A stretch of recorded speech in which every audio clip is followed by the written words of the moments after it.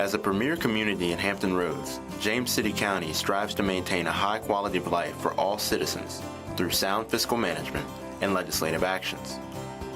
In an ongoing effort to increase transparency, your Board of Supervisors holds public meetings to garner citizen input before making important decisions. Here is tonight's meeting agenda.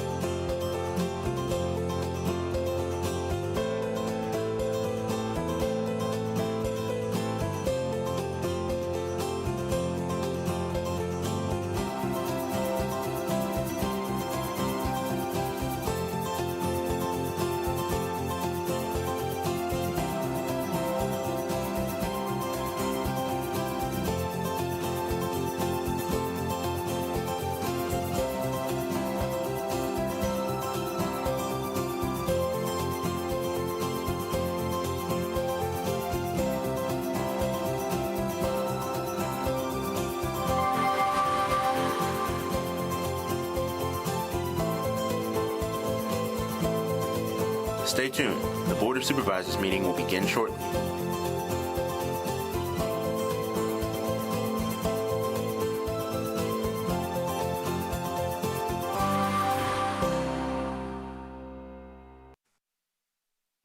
We call this meeting of the James City County Board of Supervisors to order for a regular meeting. Mr. Stevens, would you please call the roll? Sir, Mr. Eisenhower? Here. Mr. Eisenhower represents the Jamestown District. Mr. Hipple? Here. Mr. Hipple represents the Powhatan District. Ms. Larson? Here. Ms. Larson represents the Berkeley District. Ms. Sadler? Here. Ms. Sadler represents the Stonehouse District and is Vice Chair to the Board. Mr. McGlennon? Here. Mr. McGlennon represents the Roberts District and is Chair to the Board. Sitting to my far right is Adam Kinsman, County Attorney, and I'm Scott Stevens, County Administrator, and it's my pleasure to be Clerk to the Board. Chair? Thank you very much, Mr. Stevens. And we begin our meeting with a moment of silence, followed by the Pledge of Allegiance. We ask a member of our community to do the pledge each session. And tonight we are pleased to have Gigi Grafgard here with us. Gigi is a 5th grade student at Matthew Whaley Elementary School. So she's getting ready to move on to middle school very shortly. She's an avid reader who enjoys especially a new fantasy series, Warrior Cats. I haven't tried it yet, but it sounds like it's a good read. And we're pleased that she's here to join us tonight with her parents, Kim Lavich and Jim Grafgard. Gigi, if you'd come forward and after a moment of silence, lead us in the pledge, we'd be appreciative.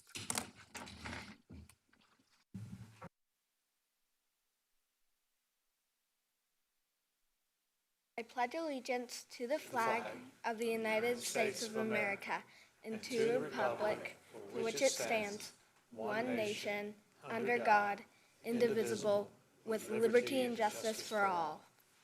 And Gigi, if you'd come forward, we have a pin for you, and you'll be receiving a certificate to acknowledge your leading us, and we thank you very much for being with us tonight. Thank you. Oh, and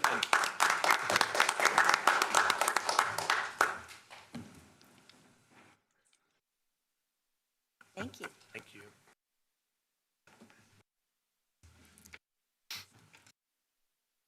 okay, that's great. We need a motion to amend our agenda for this evening's meeting to include an additional item under board considerations for the 2022 motor vehicle assessment. Do we have a motion? So moved. Okay, we have a motion to move to add to the agenda. Mr. Stevens, would you please call the roll? Mr. Eisenhower? Aye. Mr. Hipple? Aye. Ms. Larson? Aye. Ms. Sadler? Aye. Mr. McGlennon? Aye. Motion carries. Just to let folks in the audience know, if anybody's here for the purpose of participating in the public hearing on Ford's Village project, the applicant has asked that the case be postponed until April 12th, when we will meet again in regular session. The public hearing will remain open until the April 12th meeting. However, staff and the applicant will not be giving presentations tonight.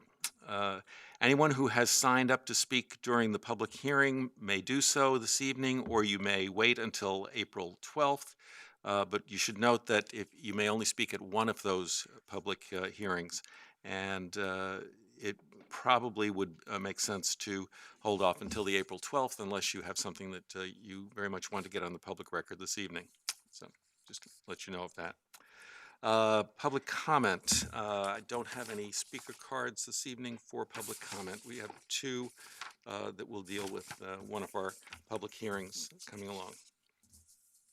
And we have no consent calendar this evening, so we'll move on to the first public hearing, which is an ordinance to amend County Code Chapter 2, Article 2, Magisterial Districts, Election Districts, and Election Precincts.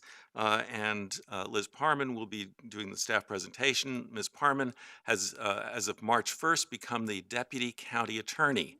And it's very appropriate that on International Women's Day, we recognize the fact that she's not only the fourth person to ever hold this position, she's also the first woman to ever be appointed as the Deputy County Attorney. Thank you. That's very kind, Mr. Chairman. Thank you so much. So the real burden is on you now. I know. I feel like that I got too much more responsibility right now. Okay. Well, thank you. I appreciate that. I do want to thank Kim Hazelwood before I get started. She is our GIS technician, has created all these maps, and has really been a really important part of this redistricting process. I also want to thank Jason Purse, our Assistant County Administrator. He's been really helpful as well. So as you know, the county is required to redistrict every 10 years following release of the decennial population data. The board endorsed a new district level map for the county on its September 28th meeting. And the Virginia Supreme Court established voting districts for the Virginia General Assembly and U.S. Congress on December 28th. So with the state finalizing the state level maps, staff was able to establish proposed precincts in your previously endorsed district level map. So that's what you're looking at on the screen ahead of you. So before you is a final ordinance and a map for your approval. In this map, the county retains its 5 election districts. There was an uneven increase in population across the county, which required us to move approximately 3,400 persons across districts. And that's roughly 4% of the population. In comparison, if you look back to 2011, during that redistricting process, more than 20,000 persons were moved across districts. So that was about a 33% of the population. So I think that we are unsettling fewer people with this effort. The new proposed ordinance does eliminate a total of 18 precincts total in the county. Precincts in the Berkeley, Powellton, and Roberts districts are amended to account for new voters in those districts. Roberts A remains unchanged. Precincts in the Stonehouse district were amended to account for a larger than permitted precinct, which was Stonehouse B, so we had to shift voters around up there. 2 precincts in the Jamestown district are amended to put voters closer to a new polling place. Jamestown C and D remain unchanged. And then as required by Virginia code, there are no split precincts, which is what we were waiting on the state maps to assure. And precincts contain no more than 5,000 registered voters. The ordinance also establishes a new satellite office for early voting. That's at 4095 Courthouse Green. This is also going to be the new location for the registrar's office, and I should recognize our registrars here tonight, Ms. Mormon. And it's also going to be a polling place on Election Day. Staff recommends that the board adopt the new map and the ordinance, and then once adopted, we will send this. Down the board have any questions? I didn't have any questions, but I just wanted to pass my sincere thanks on to staff. This was a superb job you did, and I'm glad we were able to wait and not have any more of these little split precincts like we had last time. So it was worth the wait to see the final product. Thank you. Thank you, Mr. Eisenhower. And I'll just add a comment about the Roberts district. We are a district which is going to be losing 1 precinct through the combination of what is currently Roberts B and Roberts C, and they will vote at the location that's currently used for Roberts C. The polling place that existed for, they are equidistant from the entrance to Kingsmill, which is where the bulk of voters from Jamestown B currently reside. And so that should not pose any kind of inconvenience and does allow for a more efficient utilization of our staff resources and the volunteers who put in so much hard time on Election Day. Any other comments? I was just going to say that I believe that not that I believe. once we've got the certification, is it possible to, I'm assuming we're going to put out something, I know it's going to come out on the card, but I mean, it would be, because I think in Berkeley Street, Yeah, down we've the, had to shift down the several road. people in Berkeley. Right, so, and I yes. know last time too, there was a notification, but if we can just get all that done, that would be great. And maybe Ms. Mormon can come up and speak to how she might be notifying people. Would that be possible? Yes, certainly. And you're correct. Once we get that certification from the Attorney General's, that's when we start administering this. And hopefully that comes quickly. Good.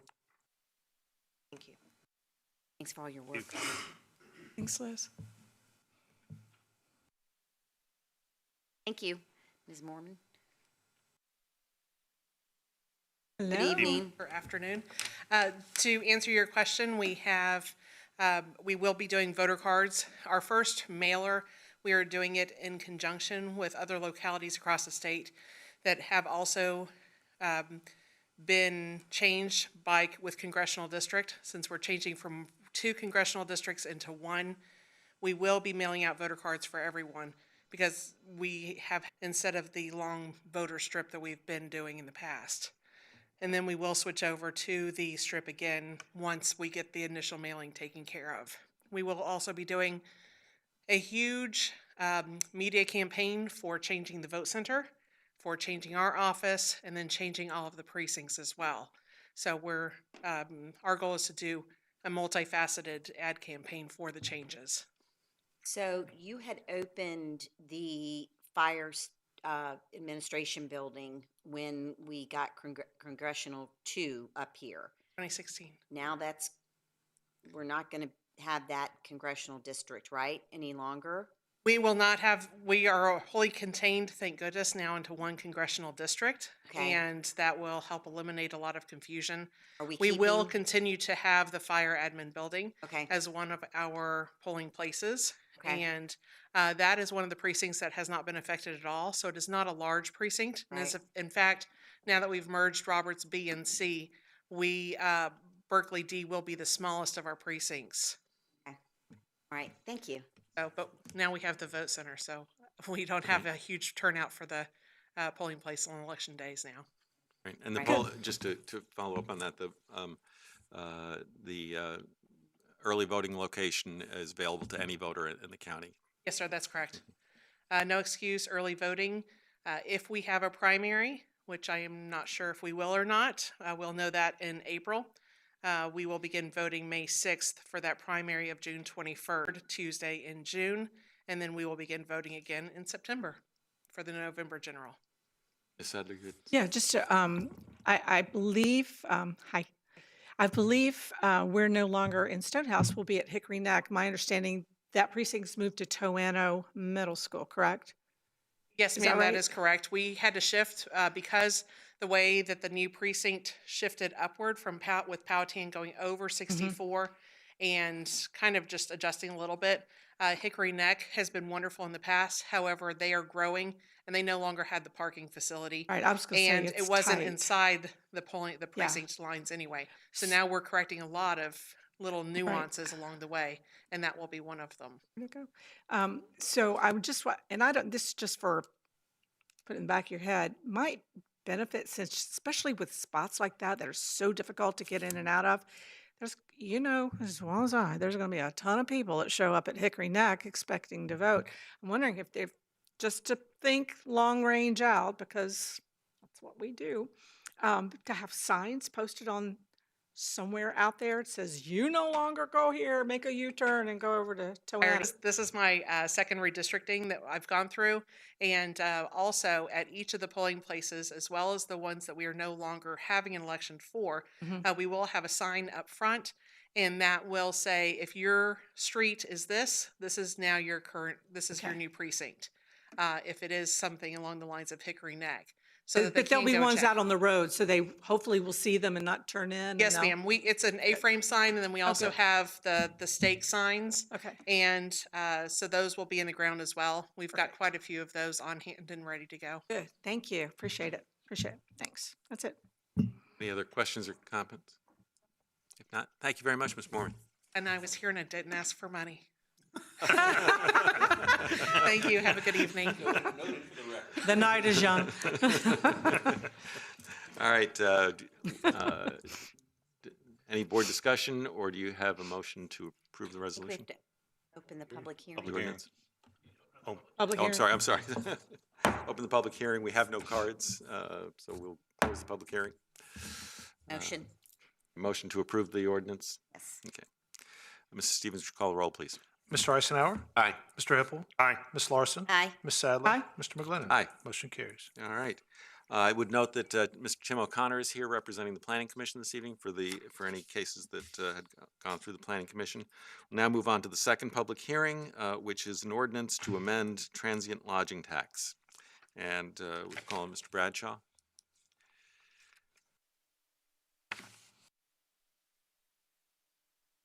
I was unaware that I was responsible for this one. But that we have an ordinance change that was brought on by state changes. The state mandated that we now have a lot of what they, trying to remember what the correct term is for them, but the basic transient occupancy taxes. This was not the case prior to the state legislation, in that every individual business was supposed to remit their own. Now we're going to have to deal with returns that come in from these booking agents. Airbnb, notably, is not included in this particular round of state legislation, but several others are. But again, the ordinance that you have before you is to update our local ordinance to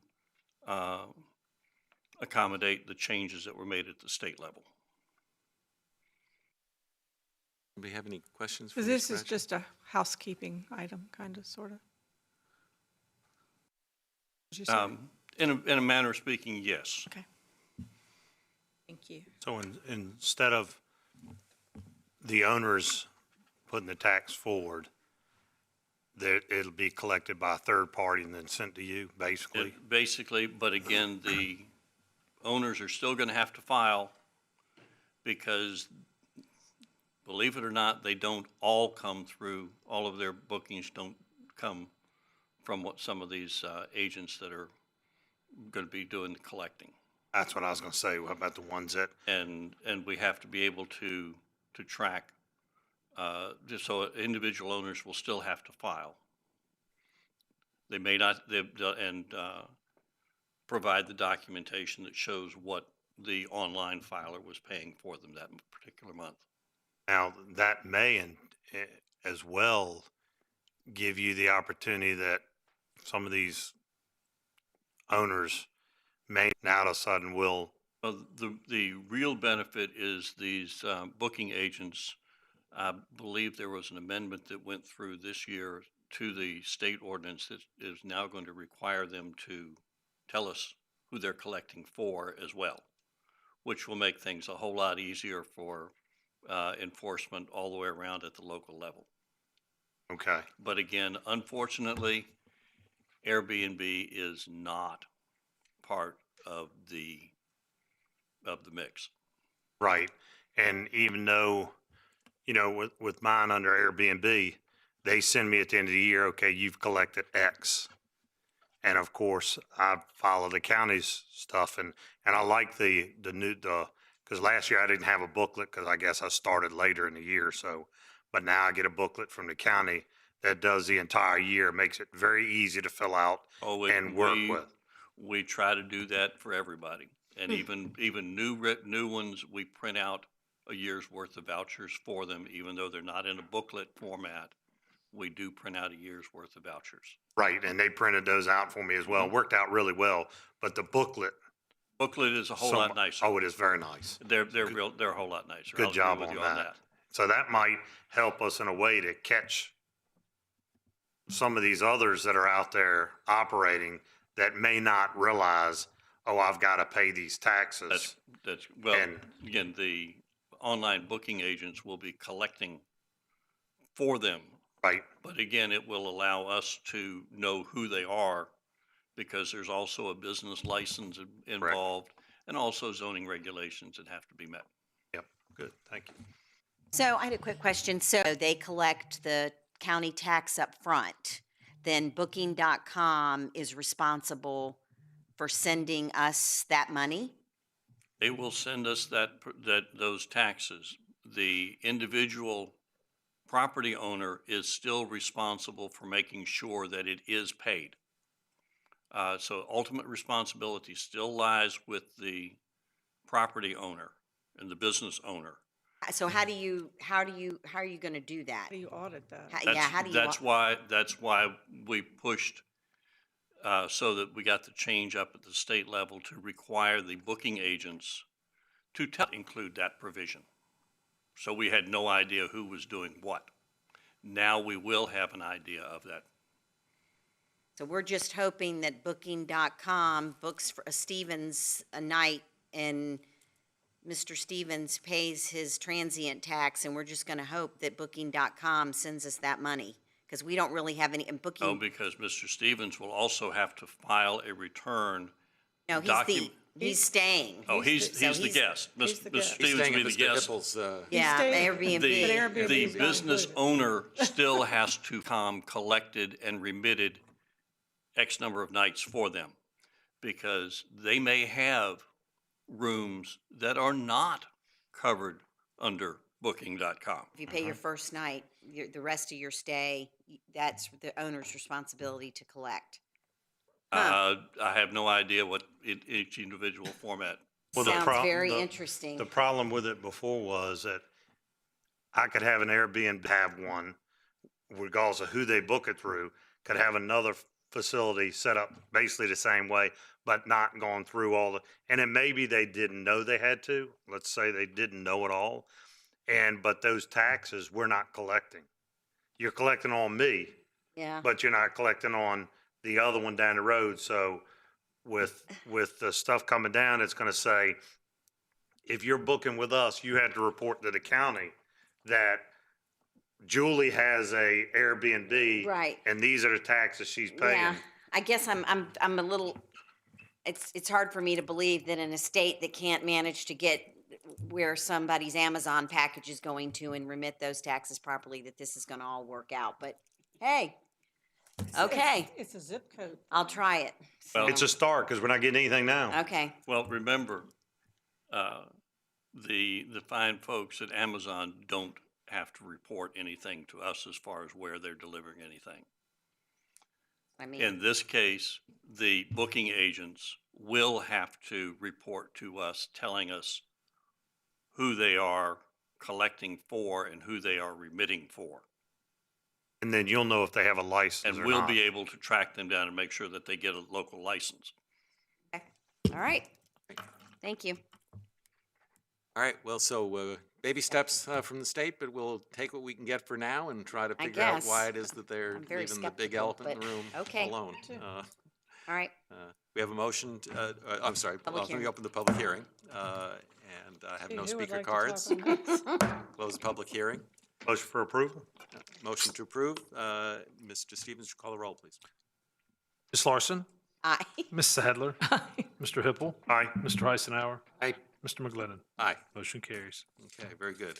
We'll move on to our third public hearing, which is Z 210012 and MP 21003, Proffer and Master Plan Amendment for the Continuing Care Retirement Facility at Ford's Colony, Ford's Village. And I indicated earlier, there will not be an applicant presentation or a staff presentation on that this evening. The applicant is requesting a deferral until April 12th. And so I will open the public hearing and then ask for a motion to defer. Motion to defer. Let me go ahead and do the public hearing first. Open the public hearing. And we have no cards this evening, so I'll close the public hearing. Oh, I'm sorry, I don't want to close it. That's right. Yeah. Leave it open. Leave it open until April 12th. I'll take that back. Mr. Eisenhower made a motion to defer the consideration of this case till April 12th. Okay. Stevens, call the roll, please. Mr. Hippel. Aye. Mr. Eisenhower. Aye. Ms. Sadler. Aye. Ms. Larson. Aye. Mr. McGlinnan. Aye. Motion carries. Okay. We move on to the fourth public hearing, and that's SUP 21-0026, Living Word Church of God. And Mr. Reisinger. Thank you, Mr. Chairman and members of the board. Mr. Darren Curtis of DJG Incorporated has applied on behalf of the Living Word Church of God for a special use permit to allow the operation of a place of public assembly at 259 Ivy Hill Road. The property is zoned A1 General Agricultural, is designated rural lands on the comprehensive plan land use map, and is located outside the primary service area. Originally, a site plan was approved for the church in 1996, and an amendment to the site plan was approved in 2000. Initial construction included the church building currently on the property. However, the associated permits expired prior to completing work on the interior and other site improvements. As a result, a new site plan and building permit are required to resume work on the property. Additionally, in 2017, the A1 zoning district was amended to require SUPs for places of public assembly, which is why this application is before you tonight. The existing church building will be rehabilitated prior to occupancy and is planned to have seating for up to 150 people. Site improvements will include 30 parking spaces. At its February 2nd, 2022 regular meeting, the Planning Commission voted 5-0 to recommend approval of the SUP to the Board of Supervisors, subject to the proposed conditions. Staff finds this proposal to be compatible with surrounding development and consistent with the 2045 Comprehensive Plan and Zoning Ordinance. Staff recommends that the Board of Supervisors approve this application, subject to the proposed conditions. I'll be happy to answer any questions you may have, and Mr. Curtis is also in attendance. Thank you. Do you have any questions for Mr. Reisinger? Yeah. Thank you for the moment. We'll back to you. And I'll ask Mr. O'Connor for the Planning Commission to report on their actions. Good evening, everybody. Good evening. I came all prepped for Ford's Colony. And, But you're welcome to come back in April. I'll send somebody else. Thanks. Everybody felt this was a good rehabilitative use of this property to get it up to par, especially the stormwater had been lacking. So they're going to update the stormwater with the whole proposal. And so the Planning Commission was in favor of it. Happy to answer any questions if you have any. Okay, any questions for the Planning Commission representative? At this time. If not, thank you very much. Thank you. Okay. And we'll now go on to open the public hearing. See, I'll eventually get this right. Any cards? No, none at all. And so we'll close the public hearing and ask the board for any discussion or a motion. Motion to approve? Okay, motion to approve the items of the SUP and 21-0026 for Living Word Church of God. Mr. Stevens, call the roll, please. Ms. Sadler. Aye. Mr. Hippel. Aye. Mr. Eisenhower. Aye. Ms. Larson. Aye. Mr. McGlinnan. Motion carries. Great. Okay, we now move to public hearings 5 and 6, which will be subject of combined presentation. Item number 5 is AFD 21-0003, 360 Racefield Drive, Barn Swamp Withdrawal. And number 6 is SUP 21-0022, 360 Racefield Drive, Solar Farm. And I'm sorry, we've got Mr. Leininger. Thank you, Mr. Chairman and members of the board. Mr. Brendan Grajowski has applied for a special use permit on behalf of Hexagon Energy to construct a solar farm and an AFD withdrawal request to remove 26 acres from the 65.26 acre parcel within the Barn Swamp AFD. The parcel is located at 360 Racefield Drive. It's currently zoned A1 General Agriculture, designated rural lands on the 2045 Comprehensive Plan, and located outside the primary service area. The subject parcel is one of 33 parcels within the Barn Swamp Supervisors, according to the policy governing withdrawals of property from AFDs. The proposed solar farm facility will consist of ground-mounted arrays on a single-axis tracker. A 50-foot vegetated buffer is shown along the perimeter of the development, and the buffer will be increased along the areas nearest to Racefield Drive. The 2045 Comprehensive Plan designates this property as rural lands. The comprehensive plan does not specifically identify solar power or utilities in general in rural lands. Rural land uses are intended to help protect and enhance the viability of agricultural and forestal resources, existing local rural road network. The 2045 Comprehensive Plan states that capacity improvements in non-rural land uses should be avoided on rural roads.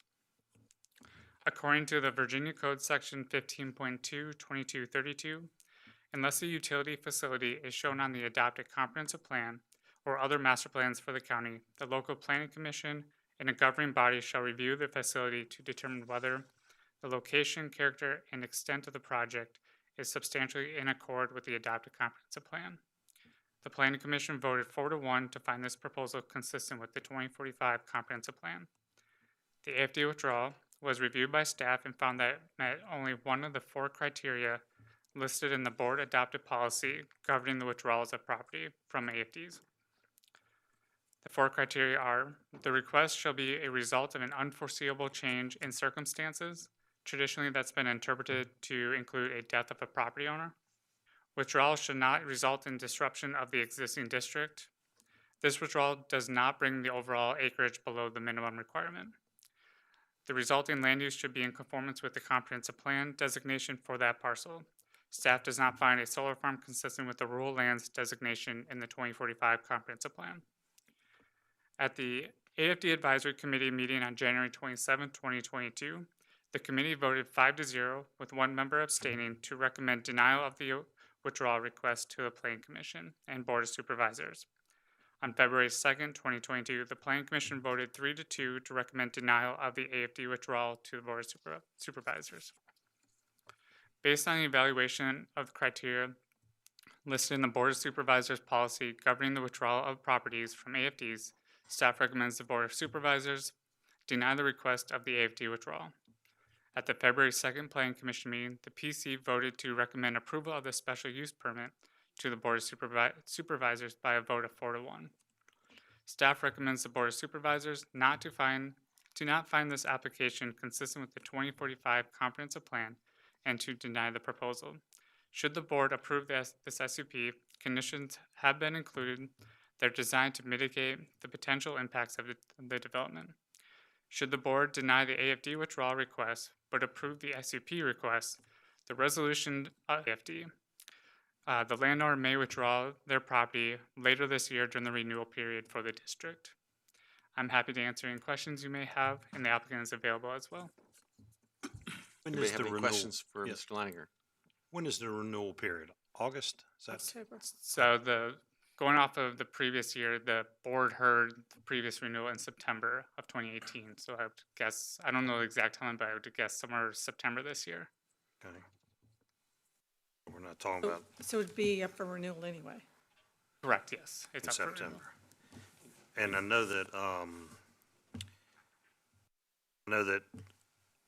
that the applicant probably couldn't anticipate at the time of the application that this possibility of a solar farm would. I know that's one of the parts in here that the board had to look at was, could the owner have anticipated a solar farm coming onto the property and with potential revenue not only to themselves but the county as well. So that would be one of the items that if it is withdrawn, that is in one of the board statements for a reason for withdrawal. And the other would be, it would not cause damage or disrupt the existing district, which I'm hearing it won't disrupt the existing district. And with this coming up, I might think a little different if it wasn't coming up in August, September, October, within, 6 months from now. If it was 3 or 4 years out, I may look at it different.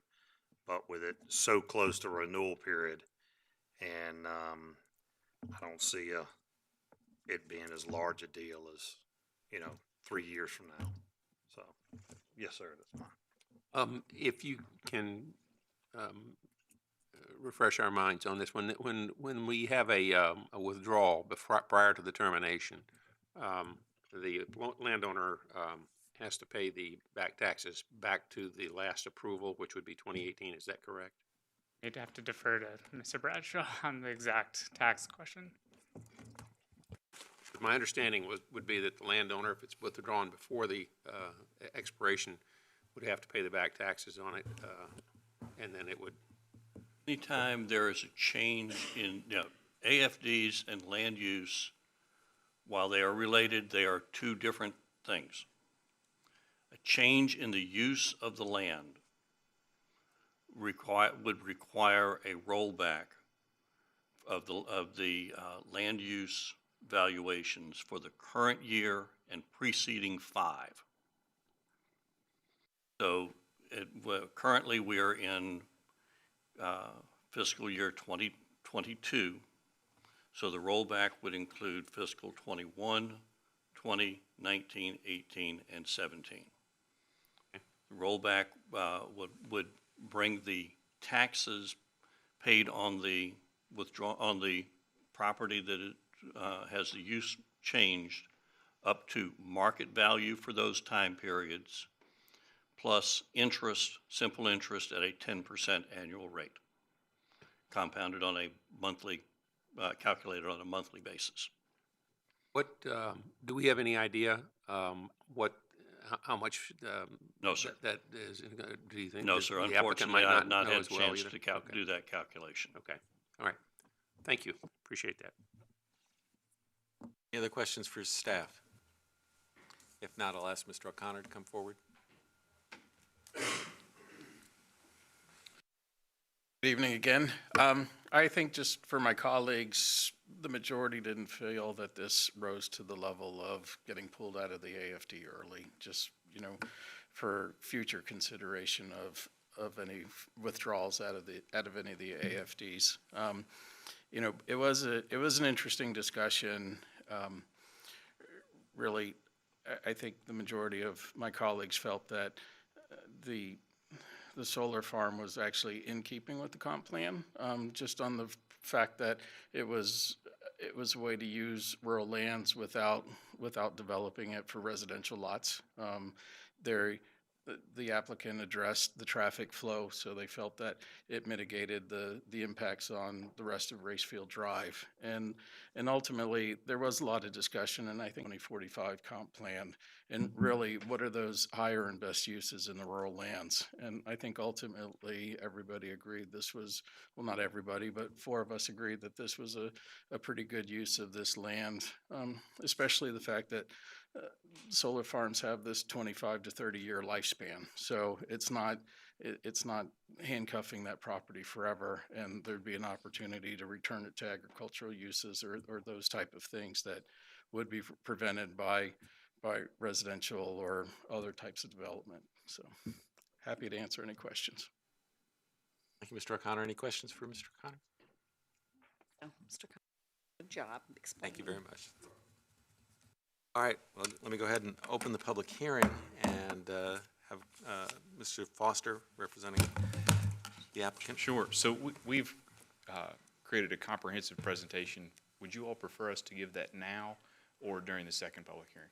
I think we're doing these as combined. Oh, they're combined public hearing? Yeah. All right, let's go then. Thank you.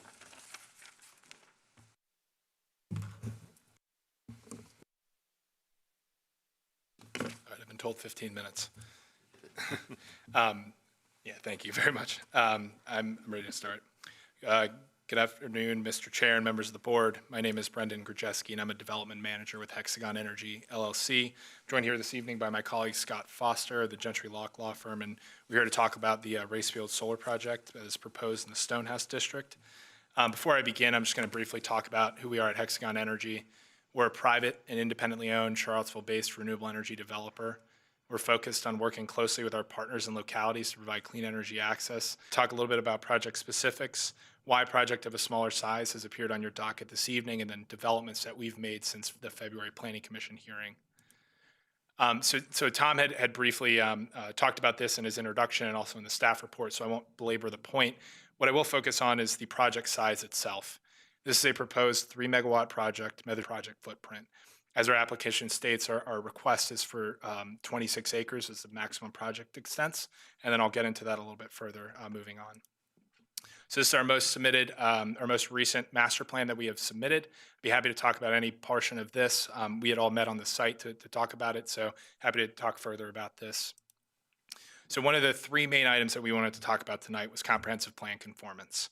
While the Planning Commission did make the determination that the project was in substantial accord with the county's comprehensive plan, we feel it important to bring this up again, given that within one of the covenants of the AFD itself, this pursuant use needs to be in substantial accord with the comprehensive plan. Thank you all. I'm going to quickly highlight our analysis of the project, really through the lens of your comprehensive plan. As you'll see, we believe, as does the Planning Commission, that the project complies with and effectuates both the letter and the intent of the comp plan. As you all know, the project is an area designated as rural lands, and we believe solar is an anticipated use within that land use designation, both specifically as a named use and a use within the general category to be subjected to a case-by-case review. As for the specific use categories, Chapter 10 of the Comprehensive Plan specifically states that the appropriate primary uses within the rural lands include certain public or semi-public institutional uses that require a spacious site that are compatible with the natural and rural surroundings. Pursuant to the zoning ordinance, state code, and the comprehensive plan, this project is deemed a public or semi-public use permit. In the state code, the project is considered a public utility facility, both under 56.265.1 and 15.22232. And then last, in the comprehensive plan, Land Use Goal 1.4 specifically requires these types of facilities to be reviewed for conformance with the comp plan that are both inside and outside the PSA.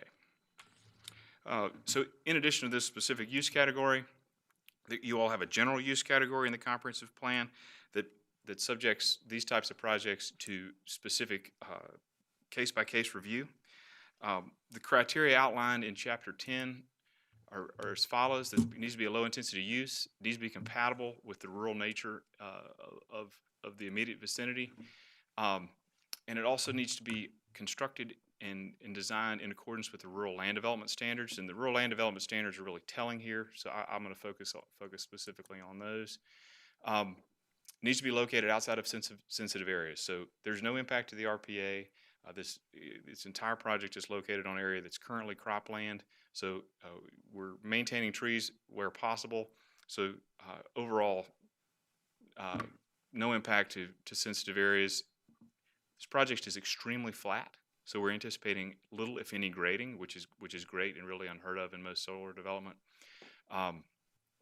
So these guidelines do discourage development on important ag and forestal soils.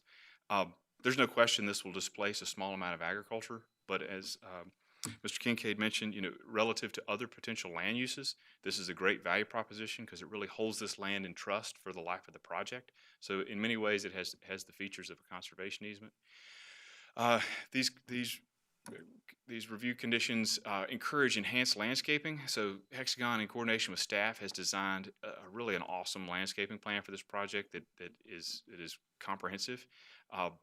There'll be no new driveways. They'll relocate the existing driveway, so that entrance will be improved and that driveway will be improved, but it'll be moving just a little bit to the east, so no additional driveways.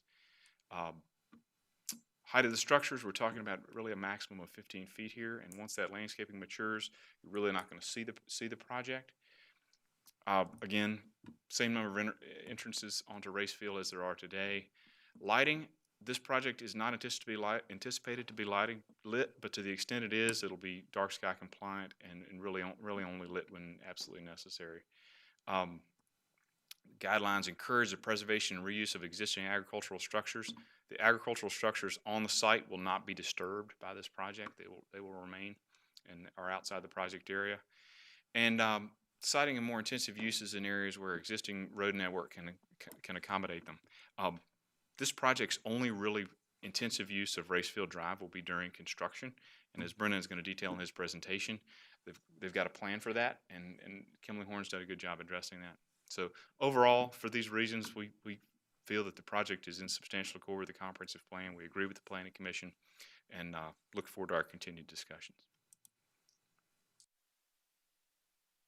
Great. Thank you, Scott.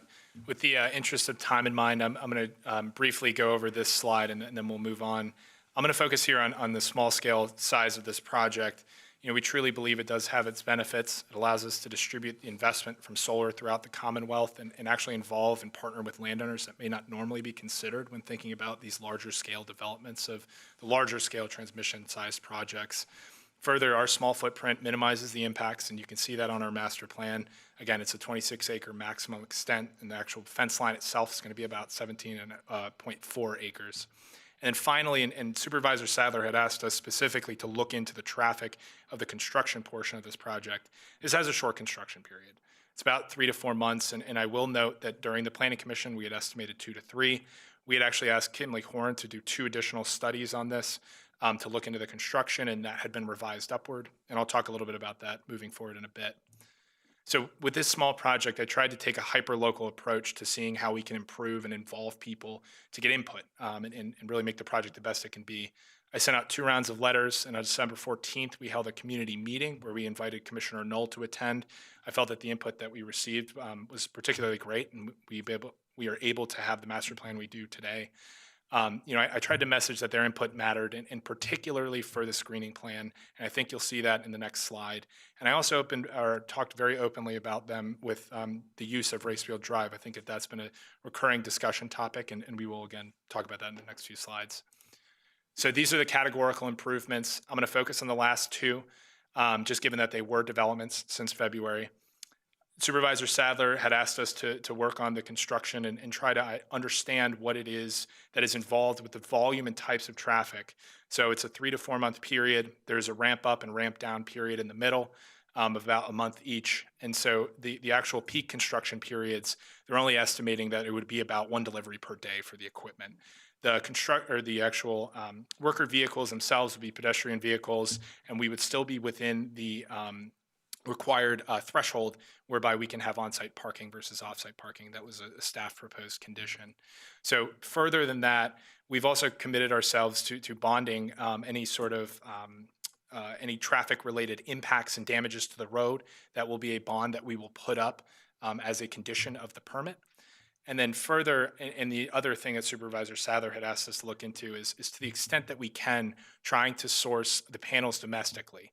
So Scott and his law firm has come up with some language, and we've proposed a condition that commits us to Tier 1 panels sourced and basically a preference on domestic sourcing of these panels to the extent that we legally can. And I think it's a great idea, and I think that we should proceed this way, and I'm very complimentary of that suggestion, so thank you very much. So this is the screening plan, and again, with the interest of time, you all have been provided with this plan. It really does represent the fruits of our labor here with how great we can have the vegetative screening. We had some visual renderings taken of the property at Racefield Drive and also Mr. Beck's property, who is the eastern abutter to the project. So this is from Racefield Drive. This is from Mr. Beck's property. And I think you'll see exactly as Scott said, the screening of the project is going to be exactly that. It's going to be screened from all sides, and we've been very happy with how this is shaken out. Again, this is exceeding of the requirements that are set forth in the county's screening ordinance itself. So traffic is the final, or the second to last topic that I wanted to discuss. I briefly talked about the volume and the types of impacts. This is a picture I took last year of Racefield Drive from the east, and I think some of you actually had entered in from this way when we had actually met on the site. This is a narrow and winding road. It has blind turns, and as you can see, even with the VDOT vehicles, they can't even really fit in there. And I've never felt comfortable to try to talk to the neighbors saying, we'd like to come in from the east side of Racefield Drive, and they actually agree with me. So what we tried to do is come up with a solution, given all of the possible routes that we have, and that is this proposed mitigation route. Again, there are 2 conditions, 8 and 9, that we would have to dig even further in and have VDOT approval and county approval in addition to being bonded to confirm that this route is the appropriate and finalized route. But this is what we have come up with. Kimley Horn had confirmed that this is route appropriate, that the actual intersections and the roads themselves can handle this level of traffic. And again, there are 2 additional studies that we need to do after this process, in the event that this is approved, to make sure that that is the case and be bonded for any sort of damages that would be occurring. So this is the west side of Racefield Drive. I think that you guys had seen that when we had walked down the site. It's much wider. So the last that I'll speak on is the AFD withdrawal and why now. Supervisor Hippel, you had noted this is coming very close to the term, and 2022 is a renewal year itself. Covenant within the AFD states that we have to have this property withdrawn prior to the SUP becoming effective. So while the SUP could theoretically be approved, it wouldn't be effective until the property comes out. It puts us at an interesting juncture of where we are in trying to make sure we can hit our commercial deadlines, and we're asking for the board to consider withdrawing it early. It would allow everything to line up for us to proceed on the schedules for construction that we have, in addition to having all of the 11 plus studies that are required as a condition of the permit. And what's on the table for the county is that there would be, our understanding is that there would be rollback taxes associated with the early withdrawal, and also increased real property tax revenue. I want to make this point very clear. Regardless of what happens this evening, the property will remain farmed by Mr. Davis, and I've spoken with him many times about this, beyond the natural AFD expiration term. So there are just simply too many studies and too many things that I need to line up in order to be able to construct this year. And so I've told him that he's more than happy to go forth and plant. So the idea that we can preserve the AFD, in the character of it being farmed through the expiration is upheld here, regardless of what will happen. So here we are in the timeline. We're at the top. Basically, if this project is to be approved tonight, I have about an hour from now until 2023 is when I'm working on additional county approvals. In Q1 of 2023, we're estimating the commencement of construction, again, assuming that we can line everything up correctly, and the early AFD withdrawal would give us that best shot. And then in spring of 2023 is when we estimate facility operations to occur. Oh man, that scroll wheel is sensitive. All right, so in summary, I'll leave you guys with this. These have been the kind of the 3 main points that when I think about Racefield Solar, this is really what I think about. This is a proposed 3 megawatt project that is in substantial accord with the James City County Adopted Comprehensive Plan, and it has been designed in collaboration with neighbors and county staff alike. I have been absolutely blown away by the amount of care and guidance and thought that staff has put into this, and I'd like to publicly thank Tom Leininger for all of his help on this project. It has been phenomenal. Further, the anticipated traffic impacts that we had asked Kimley Horn to look into have been determined to be non-invasive and route appropriate. And again, we have 2 more studies that we need to do to have approved to confirm that that is the case. Further, staff proposed conditions will ensure that the damages will be covered during the construction period. It will be bonded. And then lastly, again, the property is going to remain farmed by Mr. Davis. He's looking forward to planting for this next year, and I plan to keep him updated with any developments that we have for this project. So again, happy to answer any questions that you guys may have at this point. I'm sorry, I was trying to cut off many more minutes than I have, but thank you again. Well, thanks for working with us on the time limit. Sure. Appreciate the fact that we had rolled the 2 public hearings together, so yeah, that did compress your time. Questions from the board? So just to be clear, if this were to be approved, until everything begins, the farming will continue, which is more than likely after the AFD process anyway. Yeah, that's absolutely correct. So 2023 is next year, and Mr. Davis was planning to, I think he was planning to spray within the next few weeks and then plant for the spring and then harvest in the fall. So he is more than good to go through that full next rotation. Okay. So the one thing I talked, and I for disclosure, I had met with both of you out at the site. I was trying to look up the deer-resistant plants because and apparently last thing I was on was about the war. But we talked about that a little bit, and that is one thing that I'm concerned about in the vegetation. Because the screening looks great if it's going to be able to stay there, which is a big problem in our area. And I don't know that we get down to that piece of the nitty-gritty, but but I am interested in that piece of the nitty gritty. Yeah, absolutely. So we would need to have a landscape management plan approved by the county, and that's something we can make. And I'd be happy to have that as a condition that to the extent we can, we'll try to make this, you know. Yeah, and to a I mean, resilient- they'll eat through just about anything, but if we can, if we can do our best to get deer-resistant plants there, because I don't think it's fair to say that we're going to do this great vegetation and then have it not there. Sure. So that's a concern of mine. Absolutely. Yeah. We can see if we can address that in the management plan. Thank you. Other questions?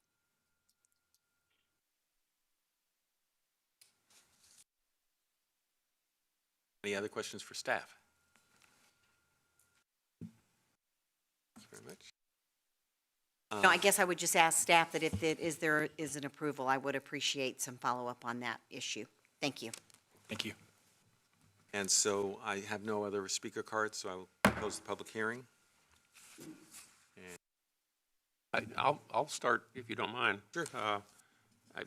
Disclosure, I went out and took a look at it as well, and I was wondered whether we were ever going to get there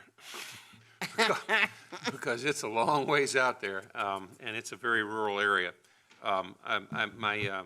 My compliments to the applicant and to staff for really working through this extremely thoroughly. I understand the AFD committee and to a certain degree the planning commission's hesitancy because we do have certain rules that are set out, and as you can see, it was sort of a split decision. I look at this, I want to address the AFD withdrawal portion of it first. I look at this as being really sort of a win-win-win, if you will, because if we do approve the withdrawal from the AFD so that they can commence construction, the property will still continue to be farmed through the expiration of the AFD, and construction wouldn't start until well after the expiration of the AFD, but it would give them a leg up on getting the planning done for it. And if the property owner is happy with the understanding that in withdrawing from the AFD that there are rollback taxes to be paid, I would imagine that probably comes to an evaluation between that and the benefits he would get for that use of the land for the next time period going forward. And so if the property owner is comfortable with the rollback on it, I'm comfortable because it leaves the county in a good position. I think what's really important for me is that this is it's as good as it's a 35-year conservation easement is what it is. It says for 35 years, we're not going to get it cut up into residential lots. And that at the end of that time period, there's a very clear plan and bond and everything on how the land gets restored and put back into maybe other use. So I see this as a good alternative to produce some revenue for folks who own rural lands out there, and to do it really sort of in accordance with what we want for the comprehensive plan. So I'm very supportive of both the early withdrawal and the project. I don't have much more to add than what I talked about earlier as far as some of the things that the board looks at as far as the applicant, and I agree with, as the other solar farms, that it does preserve the land, and who knows what farming is going to be like in 30 years or 35 years from now. Maybe a totally different way of looking at farming than what we look at it today. Everything changes so much and so quickly nowadays that after this solar farm has finished its time or decides to lengthen the time with another board, that, either way, we may have a better benefit than, a bunch of houses sitting on that piece of property, and figure out how we can get water and sewer and everything else up to that, that distance or up to that property. And, if not, we use septic and wells. So I think it's a good fit. When Supervisor Sadler and I were out there reviewing the property and looking at everything, and after y'all had left, one of the neighbors had come by and stopped, and it just happened to be I knew Kevin, and he and I went to school together. And so he circled back and he said, "Hey, what are y'all doing? Look at this solar farm that they're thinking about putting in." And I said, "Yeah." And, well, we don't know much about it. And, we even talked about, he said, well, I don't think that all these products coming from overseas and all ought to be in James City County. And I said, we've already talked about that. That's one of the first things Sue and I discussed was, to make sure that the products, as much as we could, and that's another thing I want to push in James City County, as much as we can, make anything we're building or doing U.S. products. Let's keep it at home. Let's let that, everybody's always talking about the government's not doing this and the government's doing that. Maybe our little government can start it across the United States and say, why don't we buy U.S.? Why don't we start buying and making stuff here and start building stuff here and start getting our citizens to work and start using this as a stepping stone for all the projects in James City County that come to us, whether we build them ourselves in James City County, meaning other buildings we may need. Why don't we demand more of U.S. products in what we're building in the United States? So I think that's a good start and a good stepping stone. Appreciate y'all willing to move in that direction. Ask your neighbors. You'll know which ones to ask. Ask them if they're for or against it. If they're against it, please have them come to our meeting and let us know their concerns and their issues. Well, he ends up, since he's in Sue's district, he ends up calling Sue back and talked to Sue, and he emailed her and let her know that he talked to the neighbors and there were no issues. So that was good to hear. That we've got a project that, we had a project not long ago that was half and half. This project seems to be. And, you seemed like you did your homework with your neighbors, looked around, saw what you need to do, talked to the neighbors, and got the project, in hand, and a good project coming up to us, and a nice small project to fit that piece of land and benefit the owner. And, this is another thing we talked about a couple meetings ago is how can we help the rural lands? This is one way we can help it. There's a lot more. There's a lot of smart people in James City County that can help us. I talked to the group about it before. Please send us any information that you can to help rejuvenate and give some money to citizens that are holding these rural land pieces that want to be able to pay their taxes and keep it rural. So this is another good benefit. I'm done. Thank you. You're good. Yeah, thank you. I think in terms of the removal from the AFD early, it's going to be coming out anyway. It's being taken out for a specific reason, and I think it's consistent with the long-term ability to keep our goals with properties not being developed in rural lands. As Mr. Hippel stated, the neighbor that stopped and then contacted me, he said everyone is very pleased at the requirements that we have, and kudos to our staff for all of our projects. Sometimes we get complaints where they're so tough on us. Well, this is why, because it protects everyone. And so thank you all again for doing such an amazing job. I think it's very low impact to the surrounding area, and I think thank you for working out the traffic situation and making sure that that's gonna, because it does get a little tight coming in from the other way. I can't imagine big trucks trying to get through there.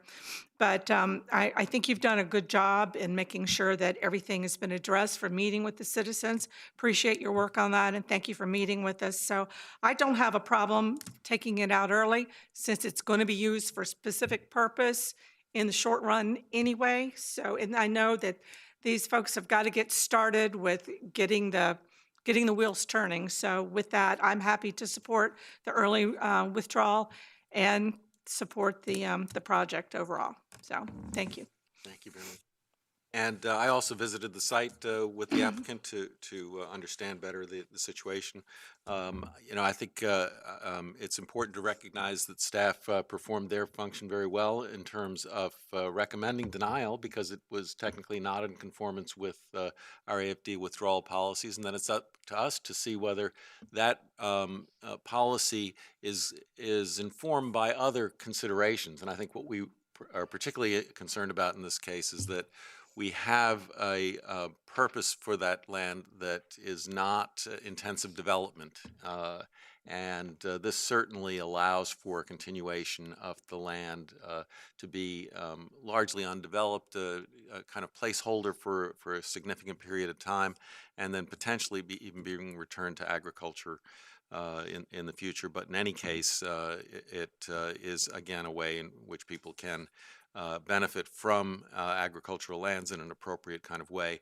The fact that this is a kind of one-off project, one that's not likely to be replicated in other parts of the county or the region, is, I think, an important consideration as well. It's not as if we're going to be flooded with requests of this kind. This is probably going to be it for James City County in this kind of a project, and so it makes it clear that this is an exception that we can live with. And so I'll be happy to support both the SUP and the AFD withdrawal tonight as well. So with that, do we have a motion? Do we do them separate or we do them Well, together? I think we can do them. We'll do them separately. I Two? think. Yeah. Okay. So do you have a motion on the AFD withdrawal? Motion to withdraw. Okay, To we have a approve the motion to withdrawal. withdraw from the AFD. Mr. Stevens, call the roll, please. Ms. Larson? Aye. Mr. Hippel? Aye. Mr. Eisenhower? Aye. Ms. Sadler? Mr. McGlinnan? Aye. Motion carries. And now we need a motion on the SUP. Motion to For approve. the SUP on 360 Racefield Drive Solar Farm for approval. Okay, we have a motion for approval. Mr. Stevens, call the roll, please. Mr. Hippel? Aye. Ms. Larson? Aye. Ms. Sadler? Aye. Mr. Eisenhower? Aye. Mr. McGlinnan? Aye. Motion carries. Okay, thank you very much. All right, we'll now move on then to board considerations, and we'll begin tonight with S 21-0069, 2188 Lake Powell Road, Perkinson Family Subdivision. And we have Mr. Holt. Thank you very much, Mr. Chair, members of the board. Good afternoon. Mr. Alistair Perkinson has submitted a family subdivision application on behalf of his father to create a 3.8 acre lot within an existing parcel located at 2188 Lake Powell Road. Property is approximately 28 acres in size, is zoned R8 Rural Residential, and is part of the Gospel Spreading Church Agricultural and Forestal District. Per the Gospel Spreading Church AFD ordinance, a subdivision of land shall result in parcels greater than 25 acres, except in cases where the Board of Supervisors approves smaller lots as part of a family subdivision. If approved, the new 3.8 acre parcel would remain within the AFD, and staff finds that there are no proposed changes to the AFD or any anticipated negative impacts on surrounding property. Staff therefore recommends the board authorize one single-family residential parcel, approximately 3 acres in size, for a family subdivision within this AFD.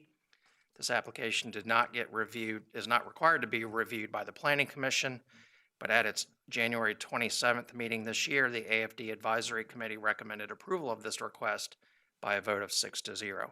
I'd be happy to answer any questions you may have at this time, and the Perkinsons are here as well in the audience. Thank you, Mr. Holt. Does anybody have any questions?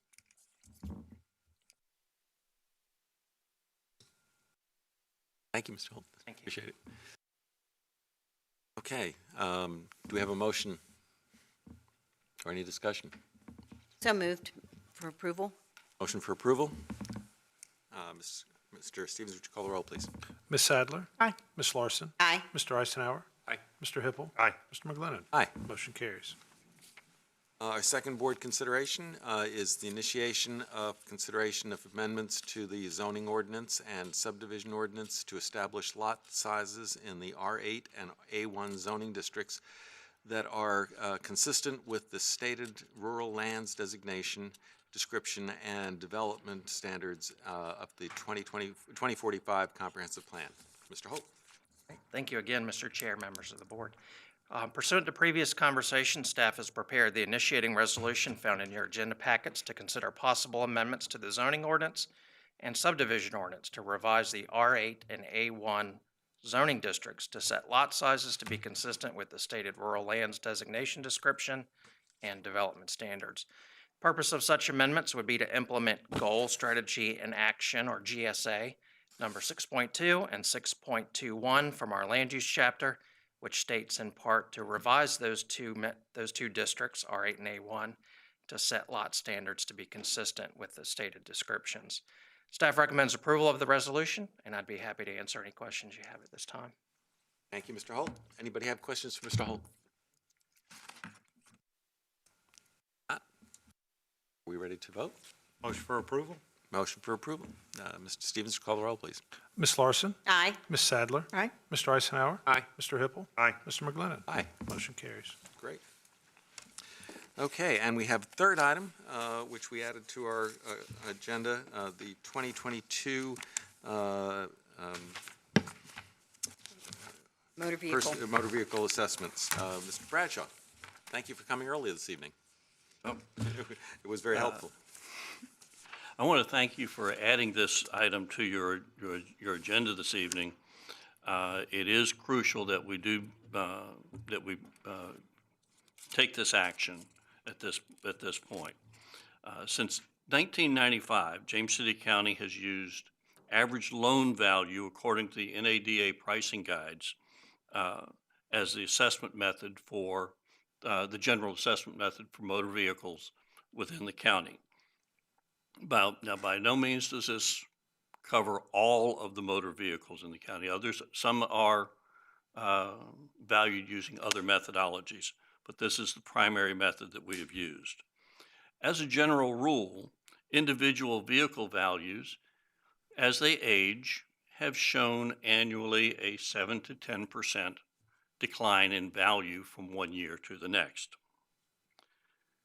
2022 guides indicate an increase of between 10 and 55% on virtually all motor vehicles newer than 2003.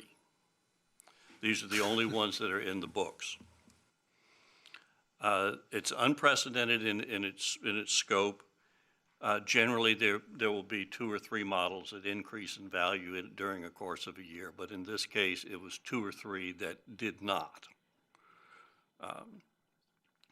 We have presented a resolution to you that would allow us to use an assessment ratio of 75% of the NADA pricing guide values to alleviate the impact of these unprecedented increases. The resolution is only going to be effective for calendar year 2022. If the values do not reset by 23, we'll have to come back and do a similar resolution next year. But anticipation is that at some point, the NADA values will revert to their normal pattern, and this unprecedented increase will disappear. Happy to answer any questions you may have. Yeah, Richard, one question I had on this was by using 75%.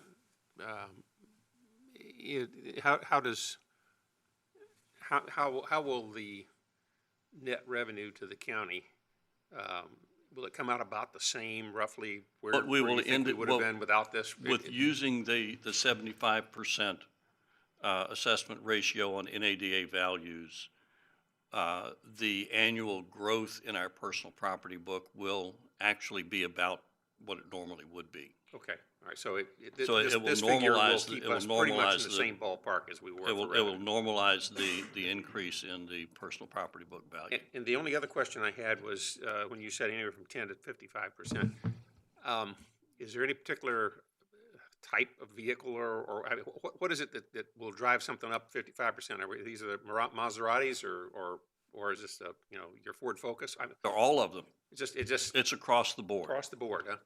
My Ford Focus went up 48%. So even with a 75% assessment ratio, I will have a 10% or better increase in my personal property taxes on that vehicle. Anyway, yeah, okay. But it's across the board. All of them have been affected. Just a quick look at the math tells me that somewhere around 35% increase is the break even when you do 75% of the assessed value. anybody above 35% increase is going to pay a little bit more, and everybody else will pay a little bit less, so. That's about it. But again, we found that using a 75% ratio pretty much normalized the growth in our, annual growth in our personal property book. Thank you. I think it's a step we need to take on behalf of our citizens. So the citizens understand, because they're going to look at this as a tax increase instead of pretty much equal. You're paying pretty much what you paid last year, this year, because the supply and demand has driven all the vehicles up. The values so have high. increased. The Right. values have gone through the roof. So to keep from the county raising it for 1 year to that height, and then maybe next year after supply and demand, everything equals back out, going back down, we're trying to keep it as close to where we're paying now for the citizens. We're trying to normalize the increase in our Rise. personal property book value as much as we possibly can. Right. So this is because most people will look at it like you're trying to get more money. We just had the assessments go out. We're hearing about that now, and they're going to think. In this case, we are trying to reduce the assessed value so that they will be paying less tax than they would had we not changed the assessment method. Right. Their bill may go up a little, but not compared That's to where right. it Like I would said- be if we continued like we Like I said, have in the past. my own personal vehicle, it will go up 10% from last year. Right. Even with a 25% reduction in the value, Uh-huh. as opposed to a 48% increase. Right. Many others, again, what we've tried, and the other thing is, as Mr. Eisenhower said, the average being a little less than 35% increase in value across the board. 25% decrease in that puts you back down to just about the same level as you were last year. Right. And that's what I'm just trying to get out to the citizens so that they understand we are trying to relieve or give some relief as much That is as we correct. can with all this spike and everything going up.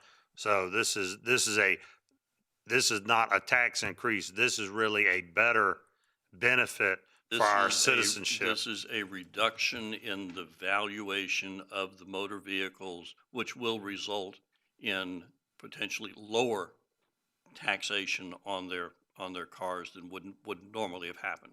Which is rarely happens in government. I'll agree with you on that. I just want the citizen to know that, so they understand that one point. I'm good. Yeah, we do have to be a little bit careful because it's likely also, though, that the percentage of the tax that would be covered by the state funding, the state program. State gives us a fixed dollar amount. Right. And that becomes a smaller And percentage of the total. That's of each- correct. If we did not make this adjustment, last year's percentage was 39% on personal use motor vehicles. State money paid that. If we did not make that adjustment, we'd probably be down to 20%. And so with this, the state percentage should stay within the 35 to 39% range. But I think that it's really good that we have this flexibility in this particular tax, because we don't really anticipate that this particular aspect of increased cost is going to continue. My own feeling is that, similar to the housing bubble we had several years ago, the values are going to drop incredibly quickly at some point. And whether it happens in the fall of this year or the spring of next year, if it happens in the spring of next year, we'll have to go through this particular cycle again and do an assessment ratio again for calendar year '23. But if it does, if the bubble bursts in October of this year, we'll be back to regular. Just so people are aware, this affects the next year's tax, personal property tax. This will affect. They already have their bill for this year. No, this will affect personal property tax bills for 2022, the one that will be due in June of this year and December of this year. Okay. So it is for, again, personal property taxes on a calendar year. So this will be for calendar year 2022. Okay, so they'll see that in their June bill. They'll see it they will see the adjustment in their June bill. And anyone who wants to see what the bill would have been without the adjustment, they're more than welcome to come by my office. We'll show them the values in the book. Any other questions? So any questions? See Mr. Bradshaw. Oh, yeah, not us. That's it. Okay, thank you. Thank you. All right. Any discussion? Do you have a motion? Make the motion. Okay, motion to approve this item, resolution. Mr. Stevens, call the roll, please. Mr. Hippel. Aye. Ms. Larson. Aye. Mr. Eisenhower. Aye. Ms. Sadler. Aye. Mr. McGlinnan. Aye. Motion carries. Okay. And now we have a couple of final points here. Just quickly.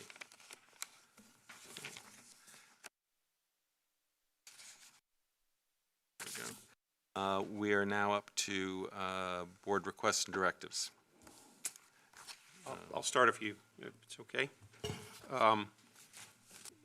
Based on a couple of things that we've been working on this last week with staff, I've got a couple of motions that I would like to bring forward, but I'd like a little bit of a background as to why I'm doing it.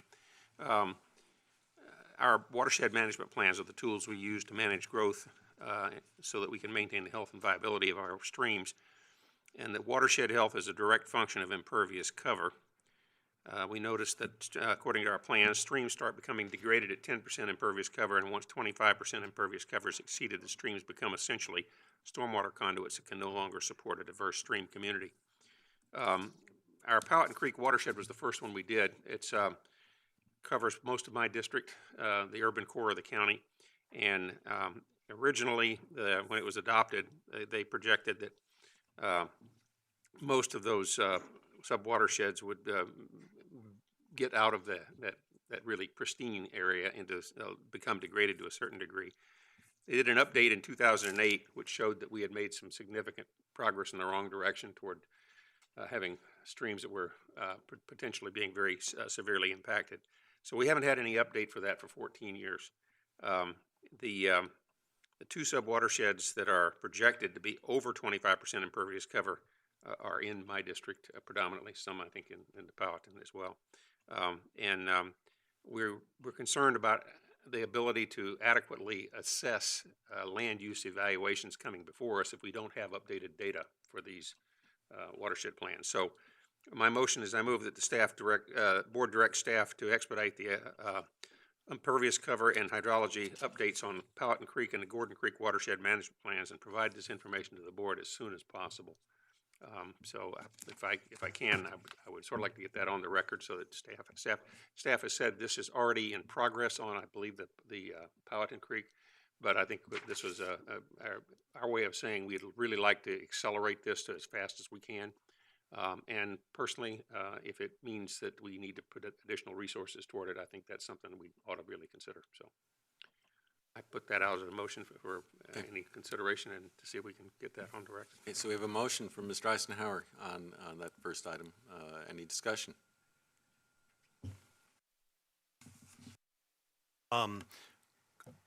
What time frame do we think we're looking at? I know that's a loaded question. Paul left. Ooh, Paul's going. No pressure. Oh, there he is. I know. Paul, I thought you left. You should have stayed He's there. trying to go out that way. I know that's a tough question to answer.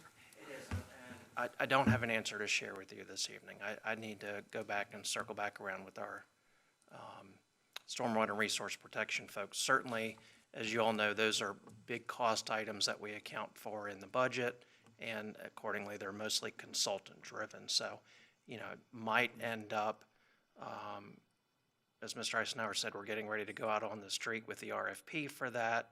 And so, you know, it could be as part of those negotiations, as part of those response evaluations, I'm gleaning from the board, we would need to factor time and the availability of the consultant to jump on that as part of the evaluation process. Till we've got somebody actually underway who can start that work, might be able to go back and see what we've been able to do historically with our consultant resources, but I just don't have a good answer to share with you this evening. I think we just be looking for an update from you as soon as you can, and Sure. with a very frank assessment of what it might take to do this, because this has become fairly urgent, I think, in our calculations for the future. Well, I think one of the benefits of looking at this resolution and approving it is that it also alerts us to the fact that as we consider any cases that might be coming forward in the next several months, we will be reminded that any kind of discussion of these watersheds may require some deeper thought. Mr. Chair, I'm thinking about, I know there's a few projects that they haven't come forward yet, but I know there's some snooping here and there, but they haven't gotten into the county yet. Do we want to do something before people put the money into getting everything to a certain point? You know, we wanted to wait last year on the comp plan and everything else before we move things forward, so that we knew what we were working with and said, okay, these are the items we're working with. Is this another item that we want to look at as far as to put the word out that, you know, you may not want to bring a project forward in certain areas until we find out about these watersheds and if they're, you know, to a point of a need of changing how maybe a development or a project comes forward. And it might save anybody that's bringing something to us money before they get to us and say, you know, well, until we get this study, we're not reviewing half the county, part of the county, any of the county. You know, so we don't have people spending money and then say we're not gonna even review this for 7-8 months. So I think that's something we might want to look at, that we may put a moratorium on a certain thing that's going on or may come to the county, so we don't have citizens or anyone else spending money for nothing that they may have to redo in 6 months from now. Your thoughts? I think it's a good point to take into account. Unlike the earlier case, it may not be that all proposals would be affected by the watershed issues, but certainly I think that makes sense to highlight it in some way. So one alternative is to do kind of just basically to say we're not going to look at cases that involve these watersheds until we have that updated information.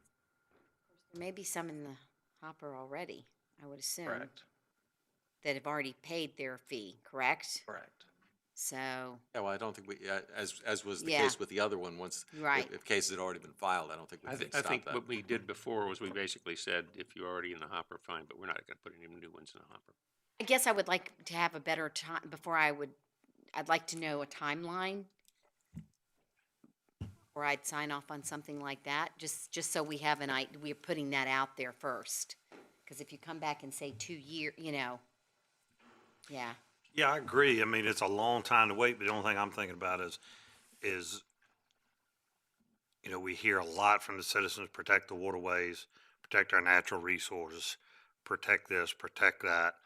And, you know, there's a lot of things we allow to be built, and then we take SLAP and all that and go fix the streams that building caused issues with. And we're spending millions. We're doing a great job, but we're kind of chasing our tail. You know, okay, we're going to approve this, and this is a sensitive area, and we're going to come back in 10 years from now because the stream bed is gone and it's nothing but basically a glorified ditch. And then we come back and rehabilitate it and use the citizens' money and the state and federal money and all that to rehabilitate this area and get it up and running and nice. And, you know, we're spending a lot of money doing, you know, chasing our tail, I think. Mr. Hippel, there's a few restrictions in the Virginia Code as to how long a board can consider an application that's been turned in. My recommendation for this particular one is let's find out how much time it's going to take and then work with those afterwards. I'd agree. And then do recall that the way the board calendars items on there, it doesn't necessarily need to be in a resolution. The two gentlemen that calendar your items are here in front of you. It's the county administrator and the board chair. So that could be something later once we find out how long these studies are going to take that you could communicate to both of them as to how you would like things calendared. Yeah, and I'd like to see us receive the information we need, but also protect anybody who's spending money as well and say, don't spend it yet. This change may be coming. And I think that it'd be fair to notice any applicant who had proposals that would be impacting those watersheds, to notify them that, you know, this is an area in which the board has some concerns, and we are looking at, so we will be devoting special scrutiny to those questions even before the updating of the watershed plans have been completed. Right.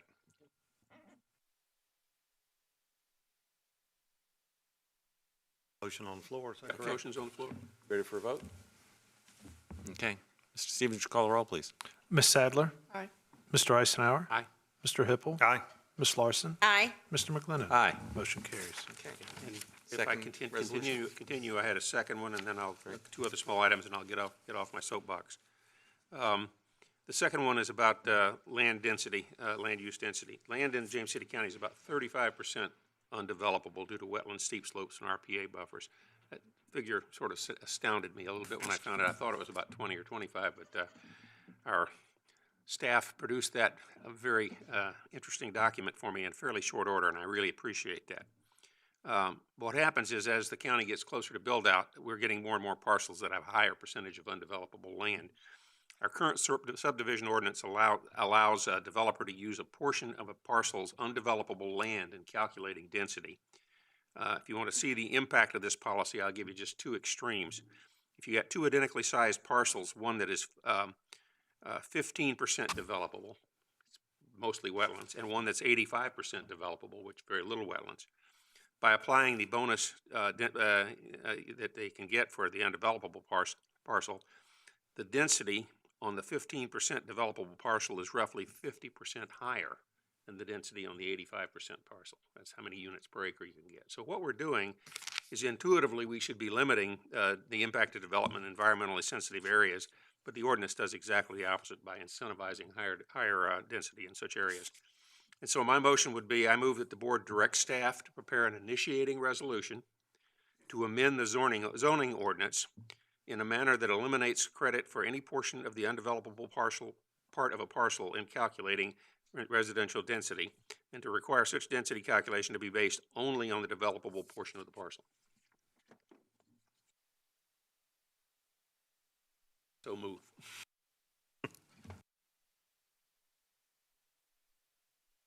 So would this be the only opportunity that we would talk about this, or we're asking them to come up with a resolution? This is that just the initiating resolution that would bring it back to us. Then we would talk about it in a board session? Yes. Okay, got it. This is simply the initiating resolution that would then bring the process, start the process. Okay, great. And this would once again follow into motion number one, my comment of, you know, spending money on something before we know it for anybody bringing anything to us. You know, there's a lot of money that gets spent out there to bring something to this body. And if there's things that we're looking at changing as far as how much, what the calculation is for land that you can use and can't, then you need to, you know, we need to let people know ahead of time that before you present something to us, these changes are possibly going to occur. And, you know, you may think you have 100 acres and really you have 15.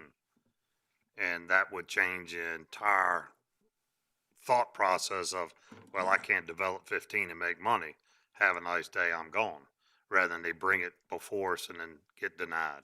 So one of those other ones that we may have to look at, slowing the wheel down a little.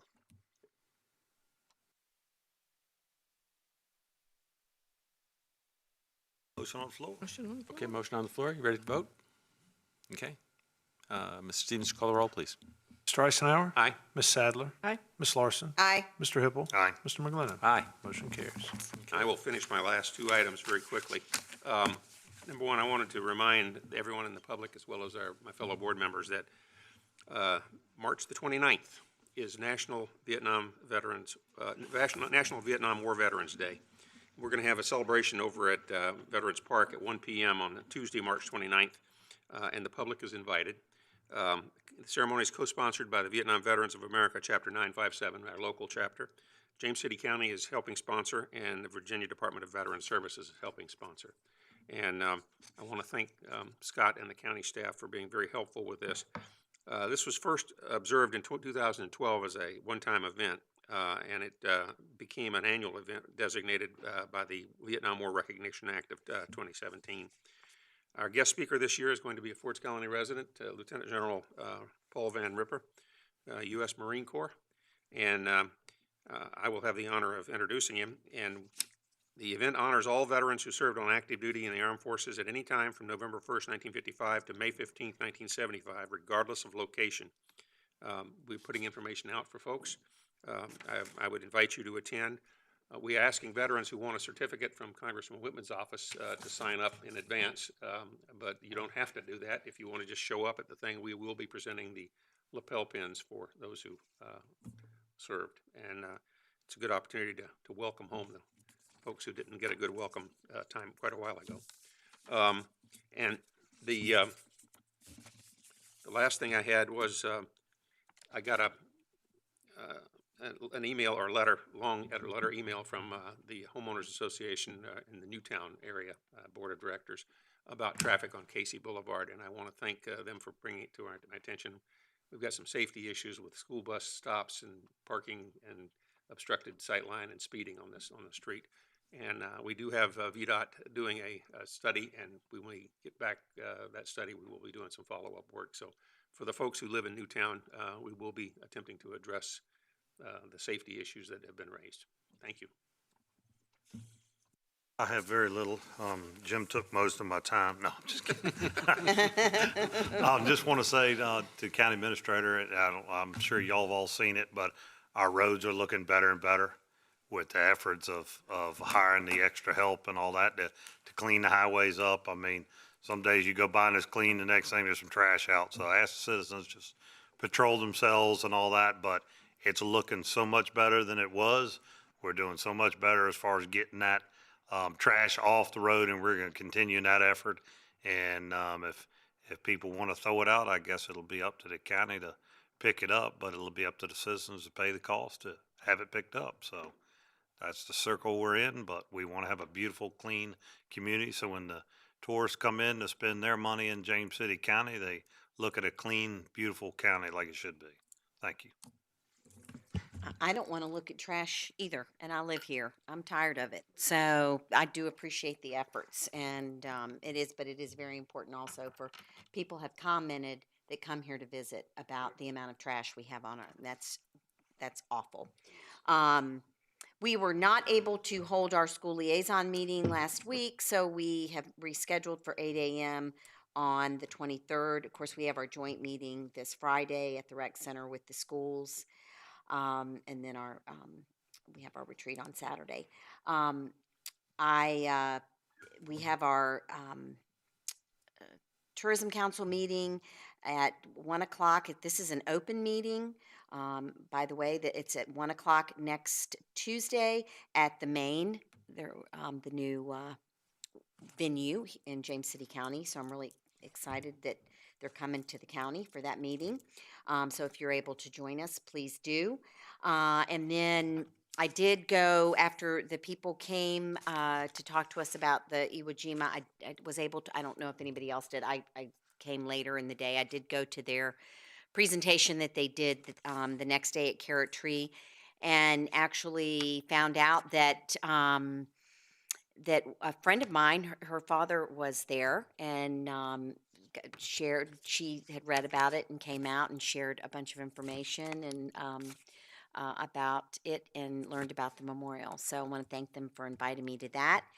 And then just take a moment to, today is International Women's Day, and I just one little thing that just really bugs me that I want to say, because I'm so proud of, I'm proud of men and women all the time, but so days that recognize, you never know if these are made up or if they're not made up, I don't know, but I don't think International Women's Day is made up by any means. And so I just made a comment today on social media that if there's anything that I would ask on this day, it would be, if you find yourself saying, stop playing like a girl, stop crying like a girl, stop throwing like a girl, or using a derogatory term to describe somebody, I would ask you to stop it, because I know a lot of badass women, and My one, Ruth. you are. Thank you. And so if they play like a girl, they do so strongly. So I would just ask that we watch the way our verbiage that we use, and that I think would be one of the best recognition of women that you could do. So thank you. Amen, sister. Thank you. I attended, just speaking of clean counties, I attended the recent award to the, with Peg Borman, of course, for the recent Clean County presentation out at Ulster American Homestead Garden Center. So we got to go out there and look at all their beautiful flowers. Made me, although I sneezed the rest of the day, it made me want, look, it's doing it now, made me want spring to come even sooner. They even recognized me because they know I've been spending lots of money out there for the past 15 years. So gave me a lovely little bunch of red violas that I have sitting on my porch ready to plant. So thank you all for that, and thank you for having such a beautiful business in our locality. So that's it. I'll just mention that I also attended the Iwo Jima meeting a little bit earlier than Ms. Larson was there, but it was a very inspiring event. And also wanted to mention that today I received an email from Dominion Energy talking about reminding us of National Consumer Fraud Awareness Week. And I received that email just before I received my new credit cards for the fraud that had been perpetrated on those last week. I'm certainly aware of consumer fraud. Thank you to Dominion for reminding me of that important week. I also did want to just take a moment to reflect on the fact that we've just had a meeting tonight that is what we expect in a democracy, where freedom is available to express your opinion, to seek to influence policy for a community. And as we watch the people in Ukraine fighting to preserve their own national identity and freedom, it sends a very strong message to us about the importance of recognizing that we have a lot that holds us together, and we shouldn't focus on the things that drive us apart. Just hope that folks will take that message to heart as we wish the best for the folks in Ukraine, and try to reflect the same kind of values of supporting democracy that exist in that country. We now have the report of the county administrator. Mr. Chair, members of the board, the only thing I'd like to share is, as you know, the county reassesses property values every 2 years, and this is a reassessment year for us. We mailed notices in late February to over 29,000 property owners whose assessment changed during our review, and our intent is to have the assessment value reflect the market values for real estate within our community. The change overall is 8% increase in values across James City County, but the changes vary by location somewhat significantly. And some of the increases in property values were significant for individual property owners. We just remind our residents if they have questions about the process or the change in their value or their assessment, they're encouraged to call our Real Estate Assessments Division 757-253-6650. Again, 757-253-6650 before the end of March. And people are calling, and we are discussing their individual situations and in some cases making adjustments where appropriate or just helping them understand the process better. So we would encourage our residents to talk with us and let us help them through understanding and perhaps challenging the new values we've assigned to their property. So that's all I have, sir. Thank you very much. When a little bit later on, we will be. I just need to mention this as well. We will be adjourning to March 11th for a joint meeting with the James City County Board of Supervisors, the City Council, City Williamsburg, and the Williamsburg-James City County School Board. I will not be able to attend that meeting due to a conflict with another meeting that I have to chair that morning. But did want to just mention that that's why I won't be available for that particular meeting. And now we have closed session items for our consideration. Chair, go into closed session for consideration of personnel matter, the appointment of individuals to county boards and or commissions pursuant to section 2.2-3711A1 of the Code of Virginia. A motion to go into closed session. Please call the roll, Mr. Stevens. Mr. Eisenhower? Aye. Mr. Hibble? Aye. Ms. Larson? Aye. Ms. Sadler? Aye. Mr. McGlynn? Aye. Motion carries. Okay.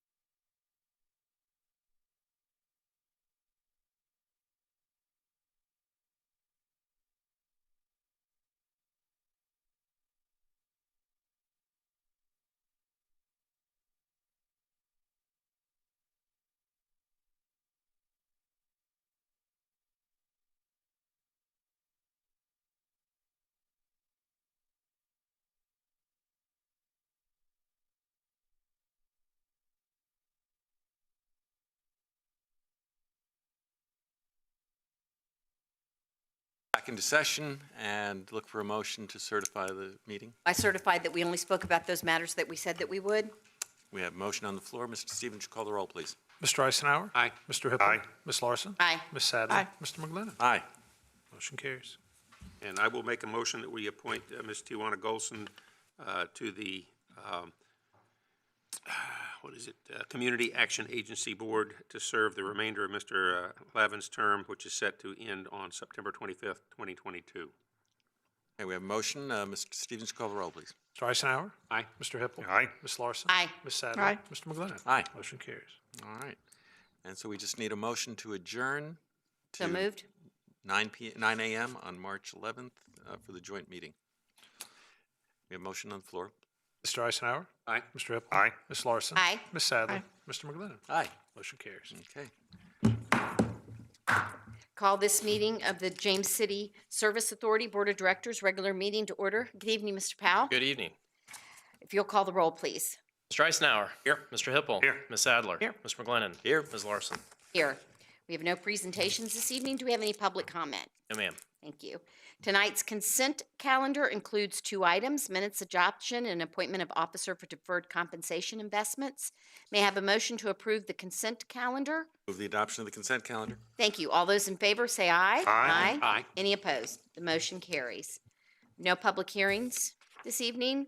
For board's consideration, we need a motion to enter the closed session for the following: discussion or consideration of the disposition of publicly held real property interest at 4921 Burnley Drive, where discussion in an open meeting would adversely affect the bargaining position or negotiating strategy of the Board of Directors pursuant to Virginia Code 2.23711A3.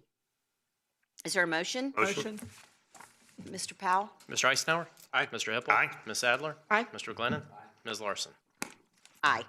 That would go into closed session.